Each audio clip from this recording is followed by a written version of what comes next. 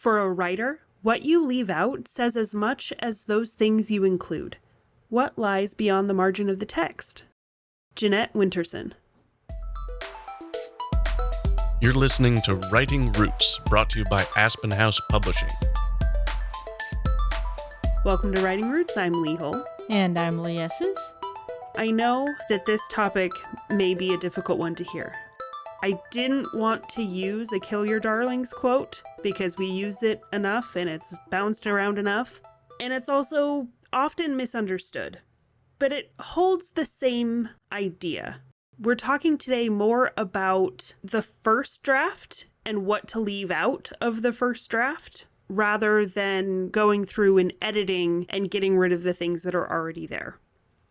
This is kind of like a preemptive Kill Your Darlings. It is often instinct for especially new and aspiring authors to want to put all of the information that they have on the page because, oh, I thought through this whole system and it's so cool and blah, blah, blah. They want to spell it out. But that's not always the most interesting for the reader.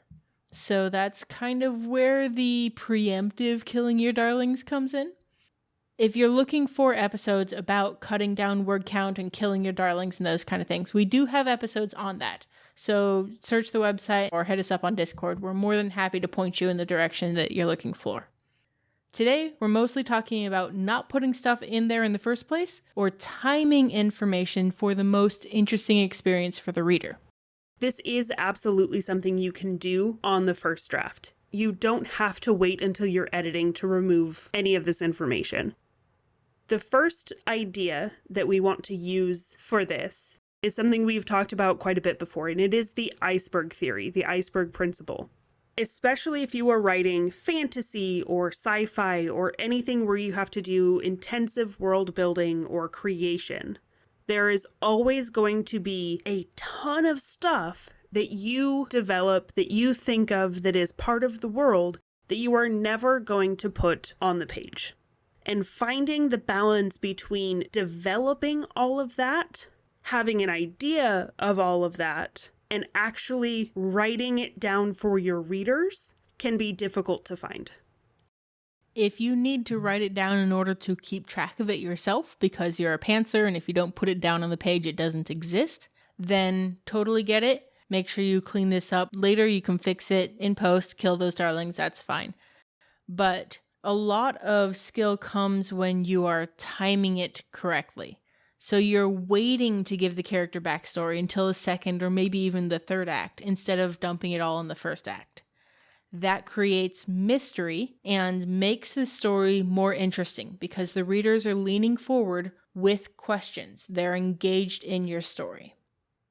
That mystery, that engagement really helps them participate in the storytelling process on their own because they get to develop their own theories. They get to come up with ideas without the author trying to dictate every single aspect of how the story goes, every single aspect of the character, of the background. And you may, as an author, want to do that. It can feel right to do that. But you forget that readers are as much involved in the storytelling as you are. Because once it's in their hands, it's their story. If you're wanting to hand feed your readers some kind of information, hand feed them the mystery, not the answers to the mystery.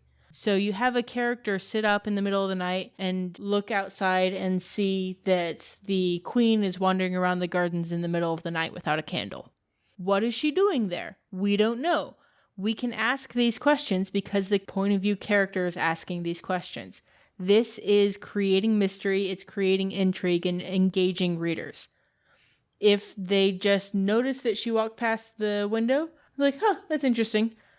There's no mystery there because the point of view character is not intrigued. They're not asking questions.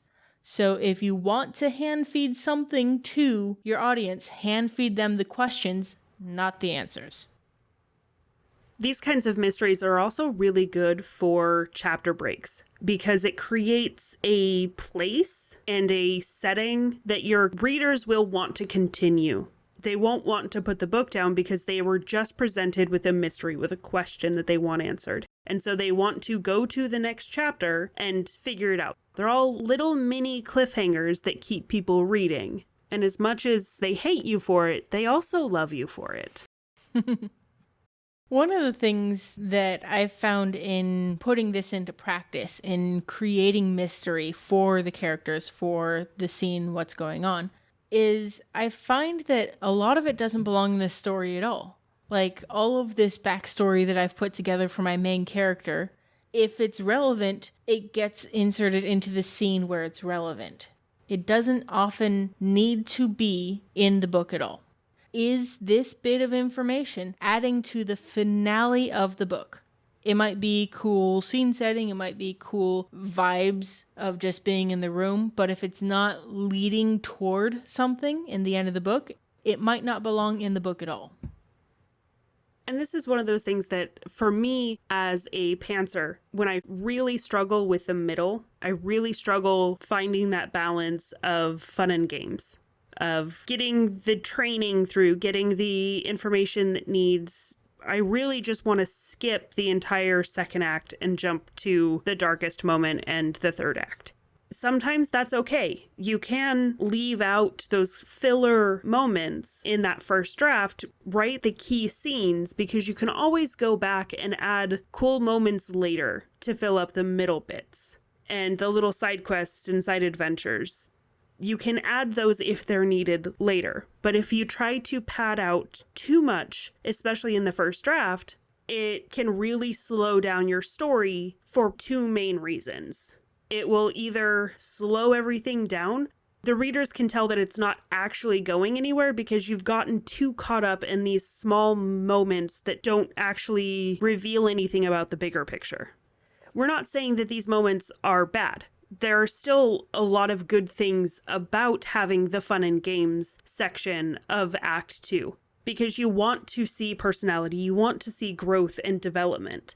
But if you're going to show us a shopkeep with the silly hair, you might accidentally be introducing a red herring or diverting us from information we don't need to know. So it largely depends on the relevance and importance that you as the author place on these things as you're going through them. One of the biggest groups of writers I find that have trouble leaving stuff out of a story are memoir authors. These are the people who want to tell everything that happened to them, and they forget the big picture that Lee was talking about. They want to talk about their trip to India and this and that, but if your story is about recovering from childhood trauma, does India play a part in that? Are we just going here because it's cool to experience a new culture in your writing, but it's not relevant to the story as a whole? So understanding where your story starts can help you leave out the right things and leave in the right things. I saw a TikTok today that kind of talked about this, making sure your story starts in the right place. And it was a question posed to an editor and publishing professional. Somebody asked her, do you need to send the prologue in for edits or for, I think it was for edits. And she's like, yes, absolutely. It needs to be sent in with the rest of the manuscript. Because if you can send in your manuscript starting at chapter 1, then you don't need a prologue. You just need to take it out entirely. You don't have to have one. And that's sort of the same idea, is if you can take out any of those beginning pieces of your story and the rest of the story has full plot development, you can remove those pieces. The same thing with any of those middle bit scenes. If you can remove them and we don't see any change in the character development, in the relationship development, or in the plot development, then you don't need it in the first place.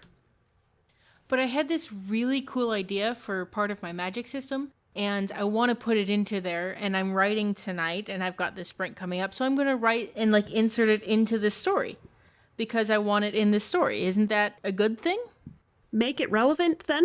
If you have an idea for a really cool scene, then make sure that it has relevance. Otherwise, if it is just to develop your world building and no other purpose, you should probably just leave it out.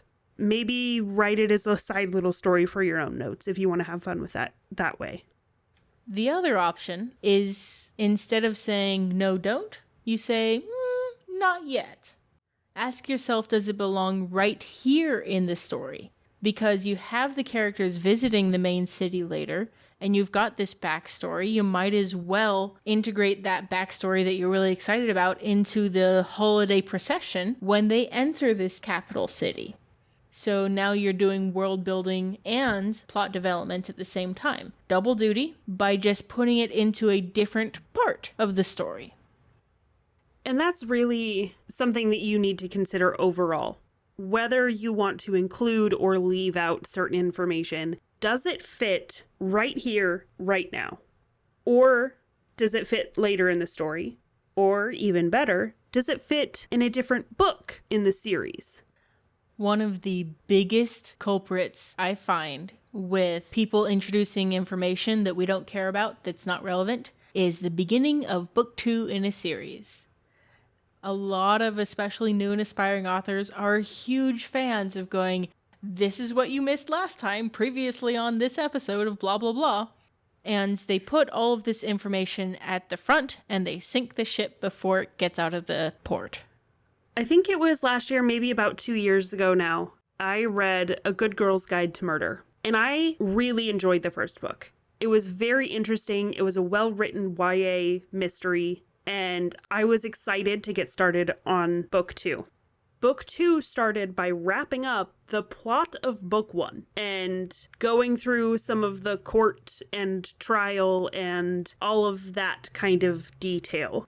I made it 50 pages through the book and it was still wrapping up book 1. And I decided I am not excited for this. There is no reason yet for me to continue because they have not started any new book 2 information. So I put it down. And I think it's because we didn't need to see all of that wrap up. All of that had been implied at the end of book 1. It would have been better to start with a brand new mystery and then maybe sprinkle throughout the story little mentions of book 1 and the trial and whatever else. So you can wrap up those final details, but you don't need to spend the first 2-3 chapters of your next book with those book 1 details. I think some of the best work I've seen done on recapping without feeling bloated is when it's introduced in the scene where this information is needed. No one's having to remember from the beginning of the book. No one's having to remember previous books. You see this in very long series, things like Jack Reacher, Dresden Files, even like web serials, He Who Fights with Monsters. They do this really well because if they recapped the last 13 books before starting 14, we would not get anywhere until book 15. So if you're reading especially later books in very long series, you'll start to see this technique come out mostly out of necessity. But if you can do it early on, it's that much stronger and better for your readers. You also need to consider when you are trying to decide where in the story information belongs, if you are setting up something that is going to be relevant later on. Does the reader need to have this information? Are they expected to remember this information later on the story? This can be anything from the topography, the character backstory, or the footholds and hints of your story. If you aren't going to introduce it in the moment and you feel like you need to introduce it earlier in the story, then it should be a setup and payoff kind of structure. If we're talking about world building, then the character gets drugged with a bag over her head and then she gets the bag pulled off and she's examining her surroundings, trying to figure out where she is. She remembers that there was a babbling brook over by her dad's office, whatever, and she sees a babbling brook, maybe she's near her dad's office. These kinds of details that we can then put together slightly faster than the main character does helps us be very engaged in the story and make that investment feel like it's paid off. Another main topic category, I guess, of information that I see a lot of newer authors incorrectly including in their book is backstory information. It's really easy to want readers to know everything about your character's backstory right away, so you can get the full context of the character and why they're making the choices that they do. But when you dump that information in exposition, it's really boring. So the number one thing to do is leave out backstory information until it is relevant and necessary. And when you do include it, the number one thing you have to do is make it interesting. Remember what we said at the beginning? Mystery is interesting. Mystery is going to be far more powerful than any backstory you give your character. I promise. In my current work in progress, I realized halfway through the book that I didn't really have backstory for the character. I had that he was a rich kid that just graduated from law school and stole his parents' yacht. That was basically it.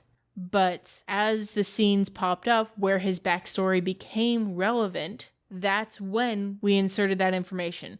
We don't need to know, as the yacht is crashing in the opening of the book, that he also played piano as a kid. It's plot relevant later on, so that's where the information got put. The less information we knew about him in the beginning, the easier it was to keep track of everything in the here and now and not 20 years ago. So if you're going to make it interesting, please do. There are a couple of key things to keep in mind as you're doing the scene in order to help keep it interesting. One of the ways that you can make the backstory interesting is to tell it through dialogue. So you can make it a conversation, make it an interesting back and forth, not a monologue. It has to be an interesting back and forth, but you can let one character reveal their secrets to another. Or, more interesting, you can have two characters or a couple of characters talking about a character's backstory while they're not around. So it has an edge of maybe this is just rumor or maybe this is exaggeration, and you can parse the truth out of this tale that they're telling. If you are 100% devoted to including this backstory into your book, just make it part of the story. If that information is so relevant that the story starts sooner, write a chapter 0 and make it part of the rest of the book. Dumbledore dropped off Harry at the Dursleys in chapter 1. This is information that introduces us to the world, and then we jump forward in time and we're moving on. If Rowling tried to introduce that information somewhere during his time at Hogwarts, every way that comes to mind that she could have done that would have been awkward. So just write the scene, put the chapter in there, and we can assume the story starts there and move on. The interesting part about this, the difference between character backstory and world backstory, is that having a mysterious character backstory is compelling. It's interesting because we see the characters' motivations, we see them moving through the world, and we get to see that backstory slowly reveal itself as it's relevant. But a world that doesn't have the backstory, a world that we don't see this information, just feels like a blank stage. I will say that your world backstory, that world developing, should be experienced by the characters, not told to the audience. I feel like a lot of fantasy and sci-fi authors now watched a lot of Star Wars growing up, so we have that prologue of this is how the world is, this is how the universe is laid out, and the Republic and the Jedi and blah blah blah. It's fun because it's a change of pace in filmmaking. It's not fun in writing and reading. So the solution is to have your character experience the world, learn about that historical battle for independence because they're visiting the country on Independence Day. This gives us not only the festivities, the celebrations, the flavor of the world, but also introduces opportunities for rumors and characters who are still fighting against the Alliance because their coats are brown, and your main character to react to the world, and that tells us information about the character as well as the world. Finding this balance can be difficult. We understand that.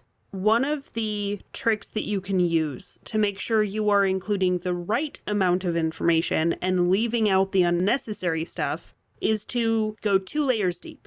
We learn about the first layer that is relevant, and then the second layer is there just enough to make the first layer believable, so that the readers will buy in to the rest of the stuff that you have. One of my favorite ways to do this is to use something very small that kind of nods at backstory that can then be a character trait that gets explored later on when the backstory becomes relevant to the actual plot. Something small like a small habit or a tell that the character has. Every time someone is complimenting your female main character, she tucks her hair behind her ear. Because her fiancé used to do that because he liked to see her face. So he's pushing her hair behind her ear. And that's a reminder of him since he died in that tragic hedgehog accident. Yes, the tragic hedgehog incident. A terrible tragedy. But that small gesture nods at a backstory that we don't necessarily need to know right away, and that backstory is only 2 layers deep. We can introduce something that later on becomes interesting and relevant because we're asking ourselves, why does she do this every time? And it is so simple and so small. You don't need a ton of information. You don't need to go through dumping the whole backstory of this tragic hedgehog incident. You just need to hint at it, suggest that it exists, and the readers can make up the rest on their own. You don't need to go into the full details about it. And that's, I think, where most people struggle with the balance. But by using this tiny little hair tuck, you get a well-developed and full-feeling character without having to put a bunch of information on the page. We are talking today about leaving stuff out. And one of my favorite ways to leave stuff out of a story and kind of tease the reader a little bit is when you're doing it from a character's point of view. This can be something like the character is just plain dense. I'm sure a lot of stuff happened at Hogwarts that Harry missed because he's Harry Potter. There could be a character who is lying and intentionally misleading your main character, or lies by omission, or they could be sharing information, but it's information that the point of view character doesn't know, so they're asking questions. All of these things can really help you include the right information while leaving out the unnecessary stuff. Especially when it comes to the lying, the characters who intentionally leave out information, whatever that character is lying about tells us so much more about who they are and their motives than anything else that we could put on the page. I think it's helpful to have a character who is oblivious when leaving stuff out, because they can be aware of things that the reader can then make connections, but the character doesn't. If they're not kind of oblivious, then we kind of fault them for not having the information. This is especially true if you're only writing a single point of view. But something as simple as the detective, being the oblivious character, having a conversation with a witness to the murder. Turns out that witness was the murderer, and they didn't technically lie to a detective. That makes for a fascinating scene to write. And it's a lot of fun to dance around the dialogue to mislead not only your oblivious character, but your audience just a little bit, so that when we come back and read that scene later, it's like, oh, they were saying they didn't have steak because they ate human instead. This kind of obliviousness on the part of the character can also help you build suspense. You just have to decide what angle you want to go at this information from. Do you want your reader to have the information while your character remains oblivious? Because that can really help you build that suspense that I mentioned. But finding that balance can be difficult because you want your reader to know the information without your character knowing it, and without the reader thinking that the character is an idiot for not noticing it. And I do want to point out that this can be done in pretty much any genre. You can have suspense in something like a romance, if it's a will they, won't they kind of thing. When we're seeing things from his point of view, we know that his sister's life alert bracelet keeps going off every time they're on a date together. When we see things from her point of view, all she's seeing is that he keeps skipping out on the end of dates. We understand her frustration, but we also understand the bigger picture. We want to scream at this character and go, why haven't you figured it out yet? Talk to him, have the conversation. This type of suspense engages the reader because of what the character doesn't know. The last thing that can help you decide whether to include or leave out certain information, certain scenes, is to make sure that the information or the different scenes serve more than one purpose. By having a second purpose behind what you're writing, it can add complexity that makes it interesting, that keeps the reader from being bored because they're reading into what you're writing. They're trying to see that subtext. But if you're only ever one surface level of information, it's going to come off as very boring. Having the information serve more than one purpose can be something as small as something within your scene. Something like you are setting the scene by having the character interact with it. And they don't have to physically touch it, but they can have an opinion about the towel on the couch. They can be trying to dodge around the trash in their bedroom. They can be doing things that gives us an idea of the room as a whole. Something like having the Day of the Dead celebration in this huge, gorgeous parade. Not just characters watching the parade, but it's getting in the way of James Bond's mission because there are too many witnesses and he can't kill the bad guy on the rooftop now. You also want to avoid the dialogue exposition that I mentioned earlier.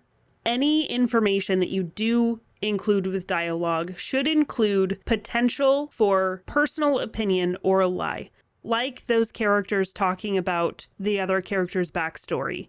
There is the good potential that it is just rumor or exaggeration, that there's some kind of lie wrapped around it. Anytime you have a character giving information, they are going at it with some bias, whether that is just information bias because that's the only thing that they know, or whether it is a personal bias that they have against a certain person. This falls into the serving two purposes category because it not only gives us that information, but it gives us information about the person telling the information. So in the first season of The Witcher, one of the characters motions to her house servant, who is also an elf, and goes, "Oh, it's fine, he's one of the clean ones." It's a blatantly racist statement, and it tells us as much about her situation as it does about his situation. And honestly, if you cannot give the information in an interesting way, just leave it out. If you cannot figure out how to put it into your story without giving us a good scene with it or giving us good character development, just leave it out. It probably isn't important in the first place.